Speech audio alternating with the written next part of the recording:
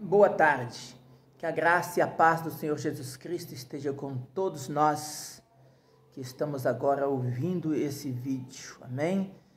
Comigo que vou ouvir eu mesmo e com você, que juntos possamos aprender em nome de Jesus com as Santas Escrituras.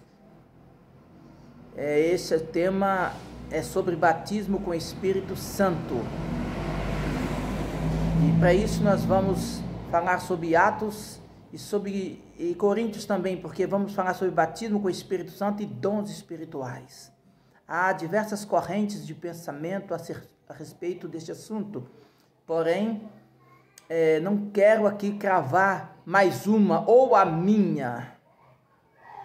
Quero oferecer uma opção, vamos assim dizer, uma escolha para você que talvez esteja estudando esse assunto, então você possa refletir nessa que eu tenho para você. Amém? Amados, a linha Pentecoste, ela acredita, baseado em Atos 2, em Atos 10, Atos 19, que um cristão, para ser batizado com o Espírito Santo, ele precisa falar em línguas, pois usa como base primordial Atos 2, verso 1 a seguir.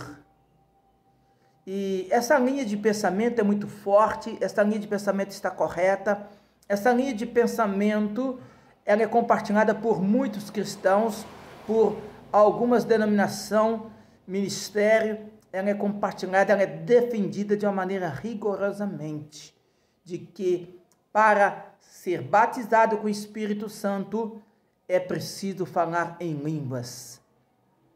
E há um embasamento baseado nesse texto para isso, né? Já uma segunda linha de pensamento, uma segunda linha de ensinamento acerca desse assunto é que uma pessoa, para ser batizada com o Espírito Santo, ela não precisa exatamente falar em línguas. Vamos tratar desse assunto e de outras linhas de pensamento. Eu quero já, de uma forma direta, objetiva, porque o nosso tempo é limitado, eu quero irmos para 1 Coríntios capítulo 12 e falarmos acerca de 9 dons espirituais, que se dividirmos em grupos, podemos fazer 3 grupos de 3. E o que eu gostaria de nesse estudo estar fazendo, dividir em grupos de 3. Amém? Talvez você já viu essa parte desse estudo em algum lugar. É muito conhecido de muitos estudiosos das Santas Escrituras. Que grupo de 3 seriam este? Primeiro, o grupo de locução, que é o grupo da profecia, o grupo de línguas e o grupo de revelação. O grupo de interpretação. Este grupo é o grupo do dom de locução, é o dom falado, profecia, línguas, interpretação. A línguas, segundo Paulo escreve, ela edifica a própria pessoa que está falando. Mas uma segunda pessoa pode ser usada pelo mesmo Espírito no dom de interpretação e interpretá-las. E todos ali, ou a igreja local, ser então edificada. Mas não havendo um intérprete que fale este irmão em particular com Deus, segundo ensina a Bíblia. Paulo ensina a respeito disso. Então esse é o grupo de locução. O grupo de revelação ou da revelação é o grupo da sabedoria, o grupo do conhecimento e o grupo do discernimento. Chama-se grupo de revelação, aonde é usado esses dons na vida de uma pessoa, é dado a uma pessoa o mesmo Espírito que usa no dom de língua, de profecia e de interpretação.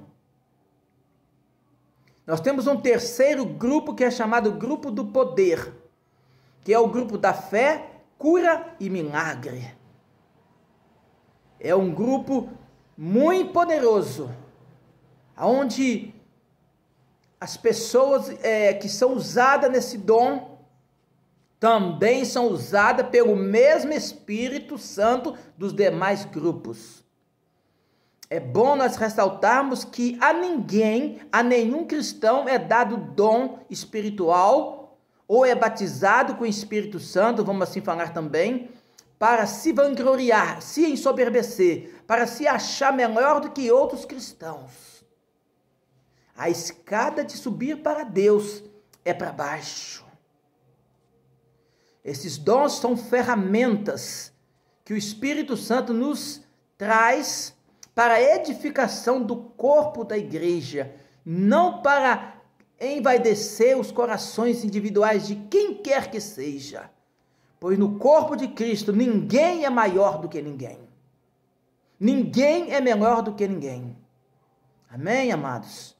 Então, a segunda linha de interpretação é aquela que entende-se que para ser batizado com o Espírito Santo ou cheio do Espírito Santo, não é necessariamente falar em línguas. Quero dizer que o dom de línguas que foi manifestado como evidência do batismo com o Espírito Santo no dia de Pentecoste, aqui no capítulo 12, também está inserido como um dom. Então, o segundo grupo acredita que o cristão pode ser usado nesses dons, em todos os dons, sem falar em línguas. É defendido muitos pelos conservadores. Há uma terceira corrente de pensamento muito interessante, de que as pessoas podem ser batizadas com o Espírito Santo, com a manifestação do dom de língua, com evidência do dom de língua, mas, no entanto, só naquele dia, naquele momento, e nunca mais falar em línguas, mas foram batizadas, houve testemunho de que falaram em línguas e nunca mais falaram. Essas pessoas foram batizadas, cheias do Espírito Santo.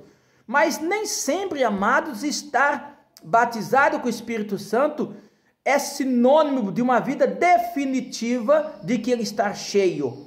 Ele foi batizado com o Espírito Santo, ele foi cheio do Espírito Santo naquele momento ali com o Senhor. Mas há uma necessidade de conservar este Espírito em nós, que somos o templo de Deus. Amém? E essas mesmas pessoas que só foram batizadas e silenciaram as línguas, continuaram a buscar a Deus, a conservar aquela coisa maravilhosa com Deus, aquele encher que tiveram. E essas pessoas, posteriormente, são manifestadas nelas dons espirituais, como do grupo de revelação, como do grupo de poder. Amém? Essa é uma terceira corrente, que é abraçada por muitos estudiosos, muitos teólogos, mas também é combatida, também é rejeitada.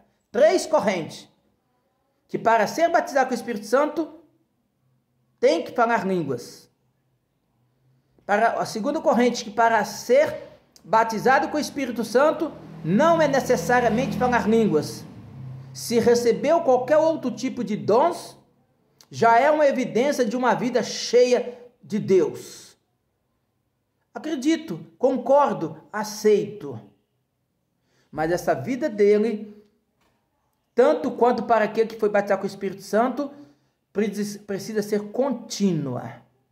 Agora, na terceira linha, ele não foi contínuo o falar em línguas, porque ele só teve a língua como evidência, como sinal.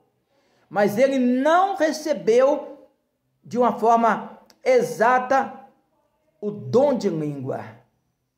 Na primeira corrente, na primeira linha, ele foi batizado com o Espírito Santo e imediatamente recebeu também o dom de língua. Nessa terceira corrente, ele foi batizado com o Espírito Santo, teve a língua como evidência, mas não falou essa língua.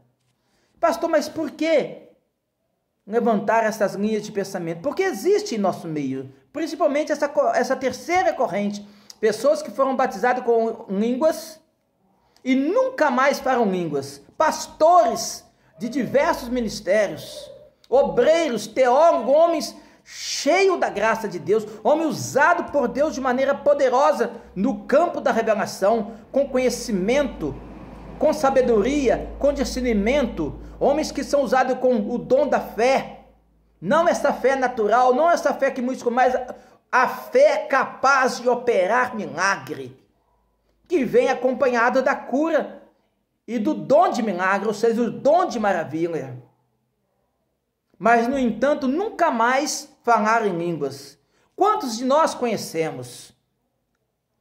Irmãos, as três linhas que aqui foram apresentadas são correntes de uma vida que tem acontecido no meio do povo cristão. Temos visto pessoas inseridas dentro desses três quadros, dentro dessas três linhas de pensamento. Contra fatos não existe argumentos. Há alguns conservadores que dizem que este falar em línguas só aconteceu lá no Pentecostes, só aconteceu na igreja de Atos, mas que não acontece mais. Amados, contra fatos não há argumento, contra a escritura não há argumento. Em Marcos 16, a Bíblia diz assim: em meu nome falarão novas línguas, esses sinais os seguirão. Falarão novas línguas. Plural, futuro. Outra coisa, amados. Alguém pode entrar numa igreja pentecostal que vai ver pessoas falando em línguas. Vai entrar em outra igreja, vai ver pessoas falando em língua, vai entrar em quantas igrejas pentecostais quiser e vai ouvir, vai ver pessoas falando em língua. Isto é um fato. Será que todas essas pessoas em denominações diferentes, será que essas pessoas que nem sequer se conhecem?